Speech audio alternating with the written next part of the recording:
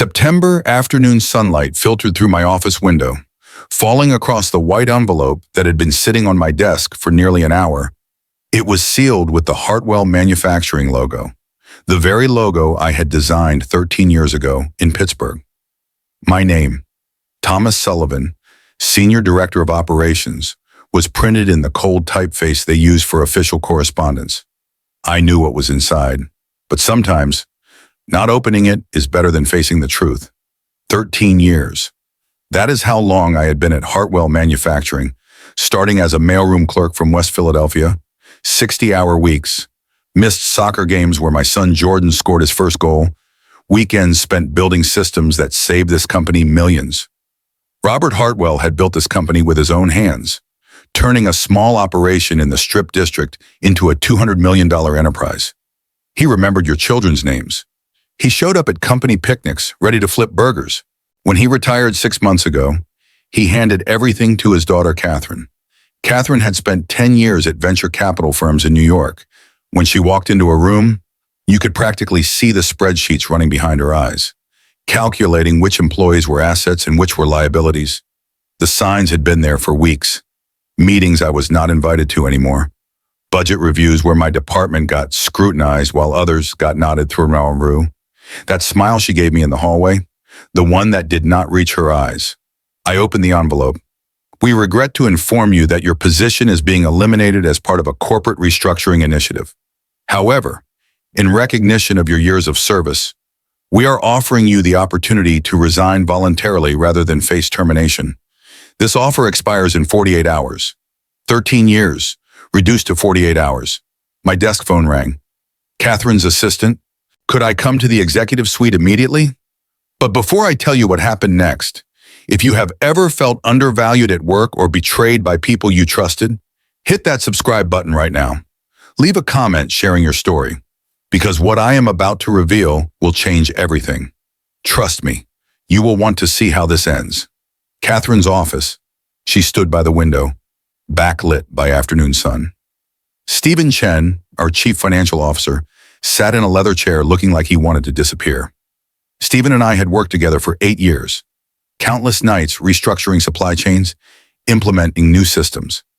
Now he could not meet my eyes. Thomas, Catherine said without turning, I assume you have read the letter. I have. What is your decision? I looked at Stephen, studying his hands. I will resign, I said quietly. Catherine's expression flickered.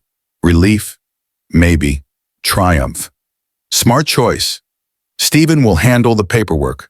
We will need your resignation letter by tomorrow morning. I will have it on your desk by end of business today. That surprised her. That fast. When it is over, it is over. I walked back to my office on passing colleagues who had no idea I was leaving. Monica in accounting, who I had promoted when everyone said she was too young.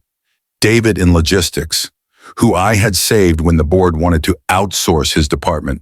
Rachel in human resources, who had cried in my office when her mother died. I spent that afternoon documenting everything. Every system I had built, every proprietary process, every relationship with suppliers and clients that ran through me personally rather than through official channels. When you work somewhere for 13 years, you do not just learn the official systems, you learn the real systems, the actual ways things get done. And I knew something else. Something I had discovered 6 months ago during a routine audit that turned into something else entirely. The resignation letter I typed was exactly 1 sentence long. I, Thomas Sullivan, hereby resign from my position as Senior Director of Operations at Hartwell Manufacturing, effective upon full settlement of all outstanding compensation, benefits, and contractual obligations, as outlined in my original employment agreement dated April 3rd, 2011. I hand-delivered it to Catherine's office at 4:47 in the afternoon. She read it, then looked up. This is pretty sparse. Thomas, you asked for a resignation letter. That is a resignation letter. Most people include gratitude, fond memories, well wishes. I am not most people, and I am not particularly grateful right now. Her jaw tightened. I noticed you kept it formal with that effective date language. Clarity prevents misunderstandings. I learned that a long time ago. I walked out of Hartwell Manufacturing at exactly 5 o'clock, carrying a leather portfolio containing copies of 13 years of documentation, correspondence, and very interesting financial irregularities I had stumbled across during that audit 6 months earlier. The house in Mount Lebanon was quiet when I got home. Emma stood in the kitchen chopping vegetables for dinner, the rhythmic sound of the knife against the cutting board filling the space. Upstairs, Jordan's music bled through the ceiling. Normal sounds from a normal evening in a life that was about to become very abnormal. "I got fired today," I said, setting my briefcase on the counter. The knife stopped mid-chop. "What?" "Well, forced to resign. Catherine gave me 48 hours to quit or be terminated." Emma set down the knife and turned to face me. Her expression was unreadable. Shock, yes, but not surprise. Not the kind of outrage I might have expected from a wife whose sister just destroyed her husband's career. "What did you do?" she finally asked. The question hit me like a physical blow. "What did I do?" I said slowly. "That is your first question. Not why would Catherine do this? Not how could she treat you this way after everything you have done for that company? Your first instinct is to assume I did something wrong. Well, she would not just fire you for no reason. Tom, you must have done something." I stared at my wife of 16 years, and suddenly things that had not made sense before clicked into place. The way she had been distant lately, taking phone calls in other rooms, spending more time at Catherine's house. I had attributed it to them getting closer since their father retired. Family bonding. "How long have you known?" I asked quietly. "Known what?" "That Catherine was planning to push me out?" Emma's silence was answer enough. I grabbed my briefcase and headed for the door. "Where are you going?" Emma called after me. "To have a conversation with a lawyer who is not going to ask me what I did wrong." I spent that night in a room at the Hampton Inn downtown, surrounded by documents and my laptop, mapping out exactly how deep the rabbit hole went. The irregularities I had found during that audit 6 months ago, the ones I had been quietly investigating, were not just accounting errors. They were systematic, deliberate, and very illegal. Catherine had been siphoning money from the company through a series of shell corporations. Nothing huge that would trigger immediate red flags. Just a steady stream of 50,000 here, 75,000 there, disguised as consulting fees, vendor payments, software licenses for programs that did not exist, shell corporations registered in Delaware, invoices from limited liability companies in Nevada, entities in Wyoming that existed only on paper. Over 18 months, she had moved approximately $3.2 million out of Hartwell Manufacturing and into accounts she controlled. I had the paper trail. Bank records I had managed to access through legitimate audit channels at PNC Bank, transaction dates, vendor names, dollar amounts, all of it documented, and most importantly, I had the original employment contract I had signed 13 years ago on April 3rd, 2011. That contract was a relic from the early days when Robert Hartwell ran the company more like a family operation than a corporation. It contained language that would never fly in modern employment agreements. Specifically, it outlined profit-sharing provisions that entitled me to a percentage of company profits based on years of service, intellectual property clauses that gave me partial ownership of systems I had developed, a severance package tied directly to length of service that Catherine's Human Resources Department had conveniently forgotten existed. Robert had believed in taking care of people who took care of his company. Catherine's Human Resources team had apparently decided those old promises did not matter anymore. They were wrong. By 6:30 the next morning, I knew exactly what I was going to do, and I knew exactly who was going to help me do it. At 6:30 Friday morning, my phone rang. Unknown number. "Mr. Sullivan," a woman's voice, professional and tense. "This is Karen Mitchell from Mitchell & Associates. I represent Hartwell Manufacturing. I am calling regarding your resignation letter." "Good morning, Miss Mitchell. I need some clarification on the language you used. Specifically what you mean by effective upon full settlement of outstanding compensation and obligations." "Exactly what it says. My resignation becomes effective once Hartwell Manufacturing has settled all outstanding amounts owed to me under my employment contract." There was a pause, the sound of papers shuffling. "Mr. Sullivan, I have your employment file here. Your contract outlines standard benefits and a 2-week severance package. That is not the contract I signed in 2011, I said calmly. That is a contract your human resources department created last year during a company-wide policy update. I never signed it. My original contract, which is still legally binding, contains significantly different terms. Another pause. Longer this time. Can you send me a copy of this original contract? I will send it to my attorney, and she can forward it to you through proper channels. You have retained an attorney? Of course. I'm a professional being forced out of a company I helped build. Why would I not have legal representation? Karen Mitchell's voice took on a harder edge. Mr. Sullivan, I should inform you that any attempt to leverage your departure for additional compensation could be viewed as what? I interrupted.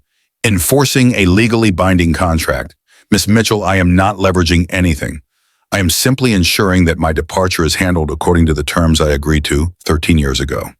If Hartwell Manufacturing wants my resignation to take effect immediately, they need to settle what they owe me first. And what exactly do you believe they owe you? I smiled, even though she could not see it. I will have my attorney send over a detailed breakdown. I think you will find it interesting reading. I hung up and immediately called the lawyer I had contacted the night before. Diana Blackwell was a specialist in employment law and had a reputation for destroying companies that tried to cheat their employees. Diana, I said when she answered, how would you like to take on Hartwell Manufacturing? 3 days later, on Monday morning, the breakdown Diana sent to Karen Mitchell was 47 pages long. It outlined every single obligation Hartwell Manufacturing owed me under my original contract, and the numbers were staggering even to me. First, there was the profit-sharing provision. Robert Hartwell had implemented it as a way to incentivize key employees during the company's growth phase. I was entitled to 0.5% of annual net profits for every year of service beyond 5 years. After 13 years, that was 4% of net profits, calculated retroactively for years when the provision had not been properly executed. Hartwell Manufacturing's net profit last year was $18 million. 4% of that was $720,000. Second, there was the intellectual property clause. Any system or process I developed that became integral to company operations entitled me to licensing fees if the company continued using those systems after my departure. I had developed or significantly modified 7 major operational systems. Diana's valuation put the licensing fees at $2.5 million, payable as a lump sum or through ongoing royalty payments. Third, there was the severance package tied to length of service. 1 month's salary for every year worked, calculated at my current salary level. 13 months at $180,000 annually worked out to $195,000. Fourth, and this was where it got interesting, there was the non-compete clause. The standard language said I could not work for a direct competitor within a certain geographic area for 2 years after leaving. But the original contract had reciprocal language that Robert Hartwell had included because he believed in fairness. If the company enforced the non-compete, they had to compensate me for the restriction on my ability to earn income. Diana calculated that compensation at $450,000, representing my potential lost earnings during the non-compete period. Total outstanding compensation, $3,865,000. Karen Mitchell called Diana's office within an hour of receiving the breakdown. And Diana put her on speaker so I could hear. This is absurd, Karen said, not even bothering with pleasantries. No court is going to enforce a contract with these kinds of provisions. Diana's voice was ice cold. Really, because I am looking at a signed contract, properly executed and notarized, that clearly outlines every provision we have cited. Unless you are suggesting the signature is not your client's father, that contract is 13 years old. The company has changed. The contract has not been superseded by any agreement Mr. Sullivan signed. He never agreed to new terms. Therefore, the original contract remains in force. There was a long pause. This is extortion. No, Miss Mitchell, Diana said calmly. Extortion is forcing an employee to resign under threat of termination and then refusing to honor the contract he worked under for 13 years. What we are doing is contract enforcement. There is a difference. Hartwell Manufacturing will never pay this. Diana smiled at me before responding. Then Mr. Sullivan's resignation does not take effect, and he remains an employee of Hartwell Manufacturing with full access to all the systems and information he had access to before, including his audit authority. Another pause. I could practically hear Karen's mind working. What audit authority? Mr. Sullivan holds a senior position with broad operational oversight. That includes access to financial systems for audit purposes. If he is still an employee, he retains that access. I am sure your client would prefer not to have a disgruntled employee with audit authority remaining on the payroll indefinitely. This is blackmail, Diana laughed. Miss Mitchell, I am going to give you some free legal advice. Look very carefully at Hartwell Manufacturing's financial records for the past 18 months. Pay particular attention to vendor payments, consulting fees, and software licensing expenses. Then ask yourself if your client really wants Mr. Sullivan maintaining his employee status and audit authority. The line went dead. Diana turned to me with a satisfied smile.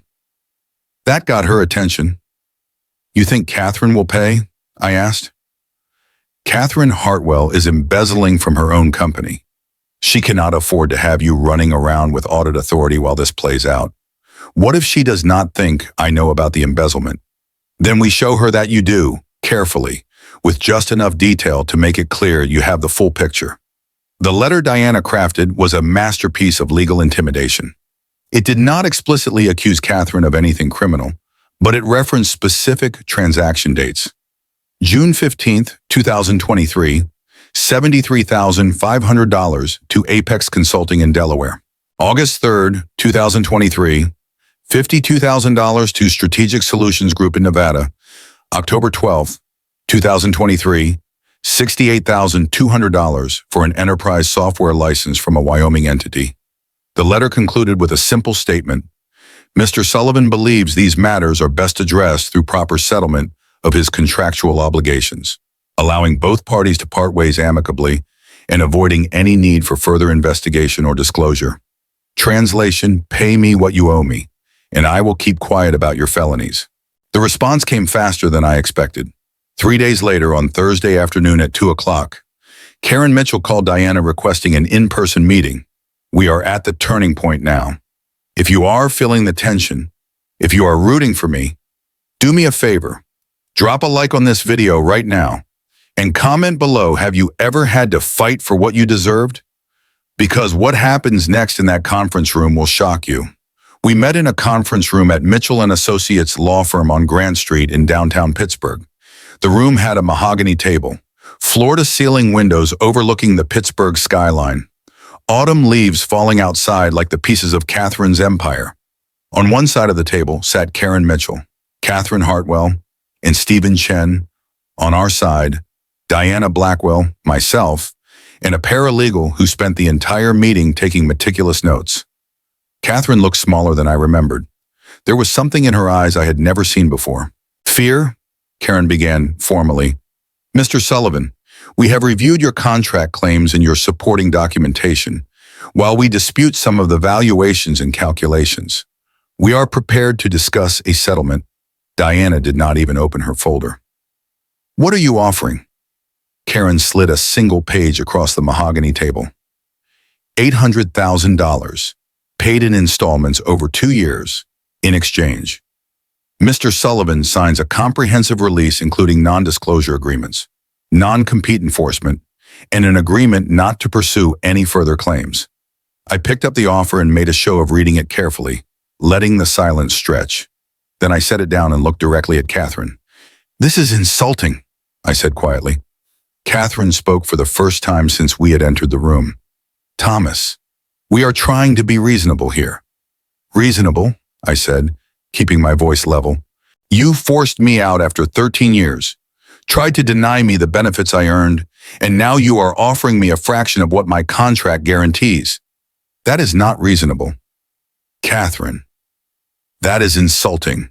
Stephen Chen finally found his voice. The contract provisions are excessive. Thomas, they were written during a different era of the company. I let some edge into my voice. They were written when your company was honest. Stephen, when the person running it cared about more than just extracting maximum value before moving on to the next opportunity. Catherine's face flushed red. You do not know anything about running a company. Thomas, she said, her voice rising. You have never had to make the hard decisions? I leaned back in my chair and looked at her for a long moment. Then I said it.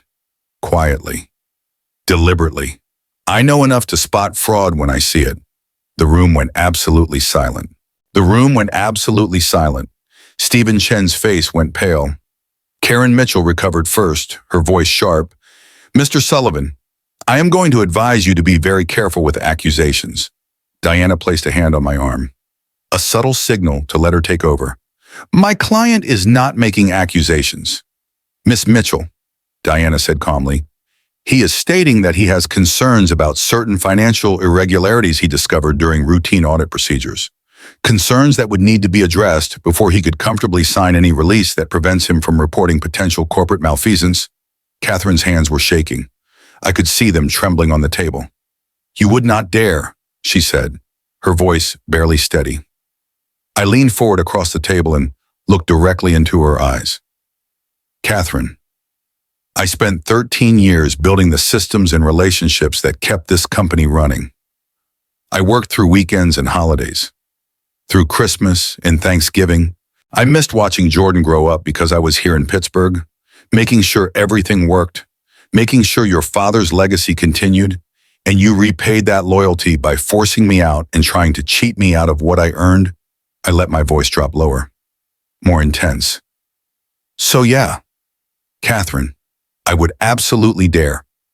Stephen looked at Catherine with something close to panic. We need to settle this, now! Karen pulled Catherine aside for a whispered conversation that lasted 5 minutes. I could see through the glass partition. Catherine's body language was defensive at first, then defeated.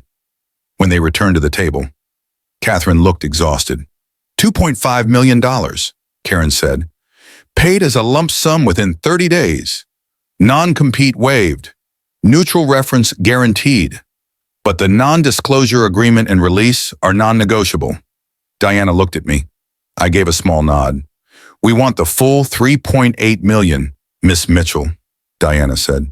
Or we walk. That is not going to happen, Karen said firmly. Then we will see you in court.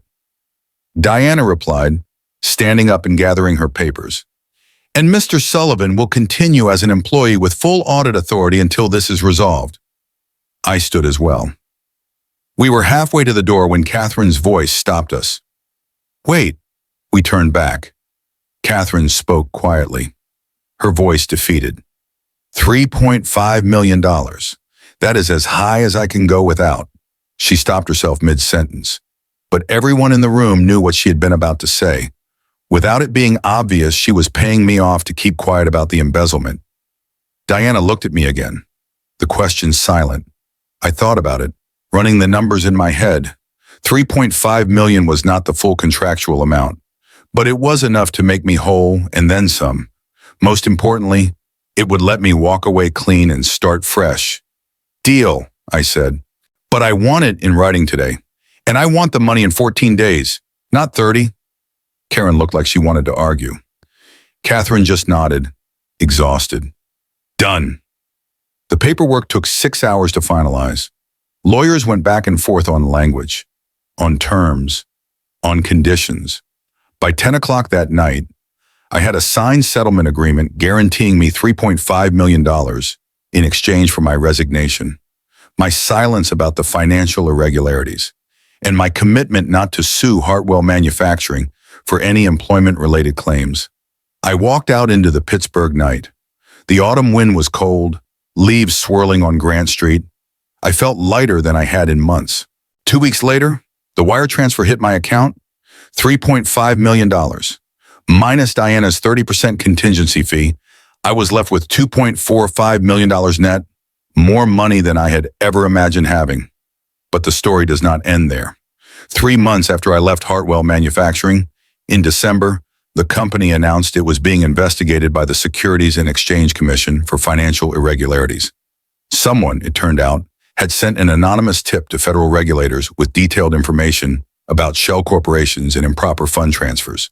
Specific dates, specific amounts, specific entities. 6 weeks later, in mid-January, Catherine Hartwell was arrested.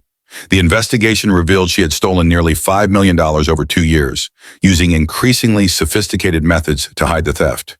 She eventually pleaded guilty to multiple counts of embezzlement, wire fraud, and securities fraud. The sentence was 8 years in federal prison at Federal Prison Camp Alderson in West Virginia. Robert Hartwell came out of retirement to stabilize the company. One of his first calls was to me. "Thomas," he said, his voice heavy with regret.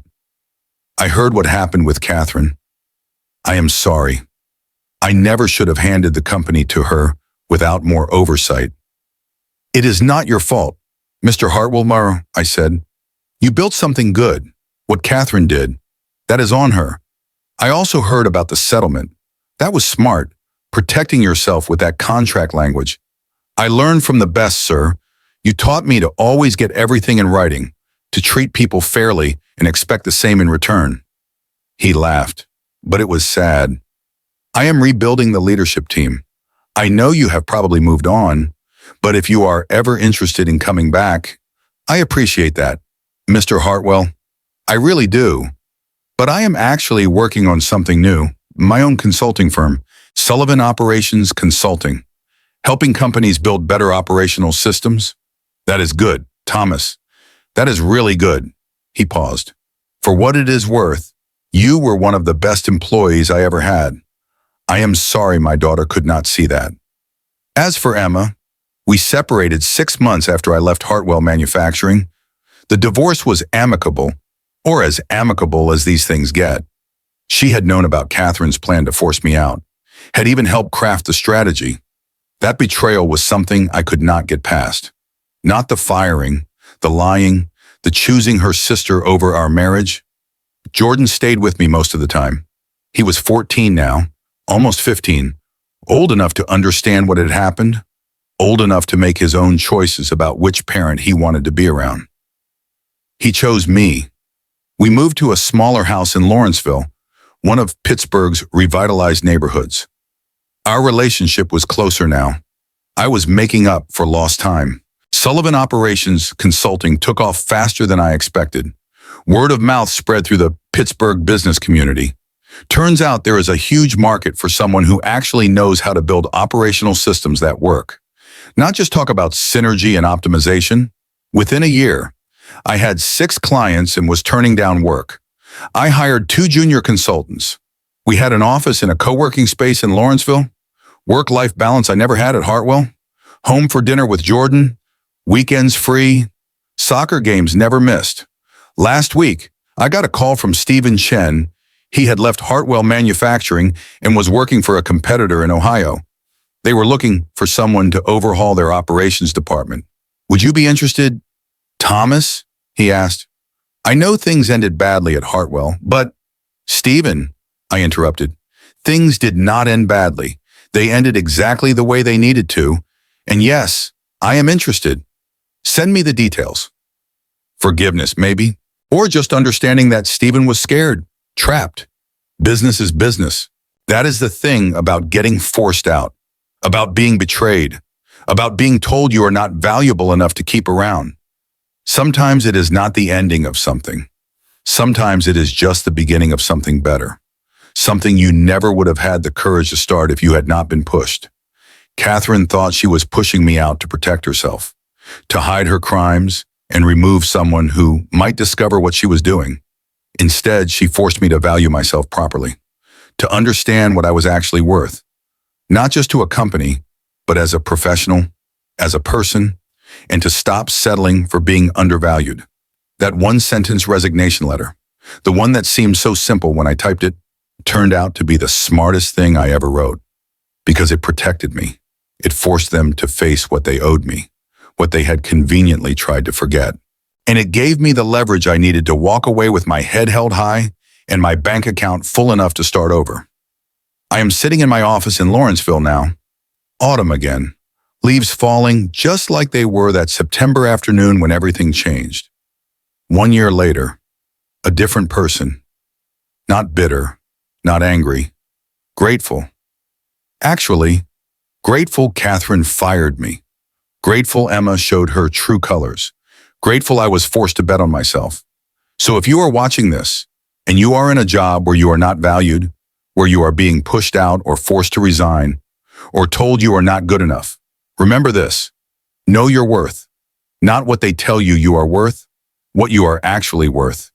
Know your contracts, read every word, keep copies, protect yourself, and never, ever let someone bully you into accepting less than you deserve. The resignation letter is not the ending. It is the beginning of getting what you are owed. And sometimes, it is the beginning of getting everything you never knew you needed.